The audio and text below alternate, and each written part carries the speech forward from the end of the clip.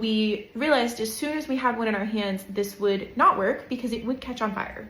Hi, I'm Claire. I'm an industrial designer and I'm here to tell you about how the Squiggle Bud Vase started as a massive fire hazard. Of course, you all have seen our stunning product photos done by Joe Marchese of the Bud Vase, but what you haven't seen is the monstrosity that it started as.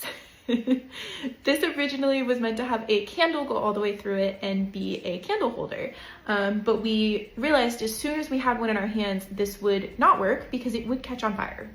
And in a product design review with Britt at her dining room table, she looked at this and said, what if it was a propagation station? Now, I keep my propagations in little glass jars like this. They're pretty boring, but they do the job. What a better way to elevate that simple piece of glass than to take that piece of glass and put it into a very fun, colorful form to add a little bit of zhuzh to your shelf. So what I want to share with you today is a bit behind the design process, the software we use, and the love that went into the designing of the Bud Vase.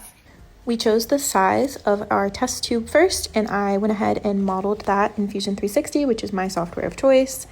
And then we did what we've dubbed squiggle math to decide exactly what those squiggles would look like, chamfered and rounded the edges, and added our color. I've exported an STL into Bamboo Studio, and I am aligning it so it prints nice and cleanly, adding supports, and aligning the seams, again, to have the cleanest print possible.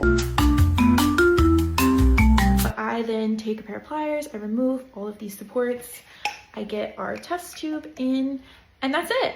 So I hope you enjoyed learning about this process. Britt and I loved designing this. It was a labor of love here in my office and at Britt's dining room table, and we're so excited for you to have this bit of zhuzh in your home.